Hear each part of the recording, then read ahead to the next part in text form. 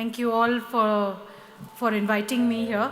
And I think I should specifically thank Sri Hari Boregowda, who is from the Bangalore Rotary Raja Rajeshwari Nagar Rotary Club.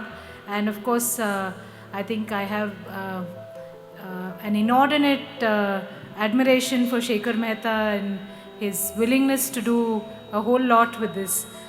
Um, I, I, I think the issue of teach is very close to my heart.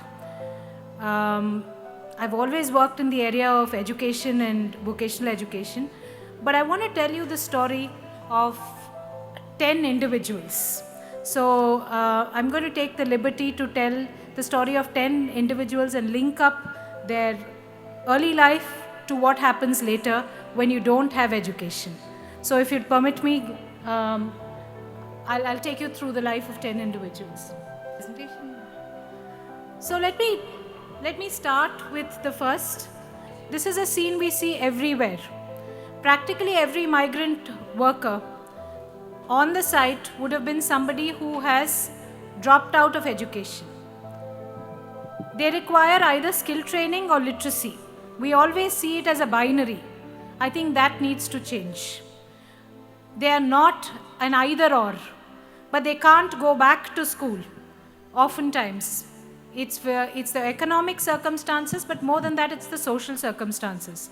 So we require to take vocational education and literacy to his doorstep, and that changes their life.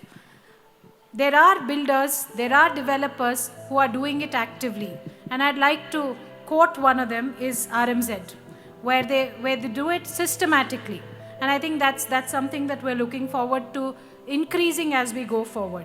Now let's just look at a completely different story. You have people in cities. All of us, everybody has gone by an auto. How many of us have driven by autos? All of us. Practically all of them will be married to girls like this. Now social circumstances will actually tell them that you have to stop studying in big metro cities after a point, get married early. When they get married early, economically they have actually moved up, unless her auto driving husband has a physical ailment because of health reasons. But these are the people who will be home. They are constrained. So we require to get them out of the house and get them to have a skill and start earning. Economic empowerment is not about making money. Economic empowerment is about being empowered, knowing yourself. I'm struggling with the tack, so I guess I may not do the 10.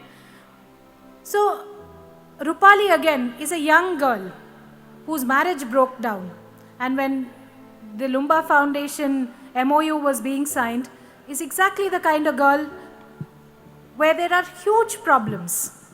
The societal repression on people who are alone, what next? What would you do? Has to be part of our everyday lives. That was what will change. So the story can go on. You could read each one of these stories. So each one of them requires a future. This is a school dropout. What does he do? You need structured training. You need structured numeracy. You need structured literacy if you have to move forward. Each one of us in this room has been lucky that someone bet on us. In most cases, it's our parents who gave us that 5 to 7 years of education to make it where we are. Sit on this dais, to sit on the other side, and we are interchangeable. So each one of them is special to us. Each one of them is a story and a hero on their own. And that's, I think, the story that we have to change. If Rotary, I believe, is a group which is a movement. It is not about individuals, it is not about whims, it is not about government projects. It's about a movement.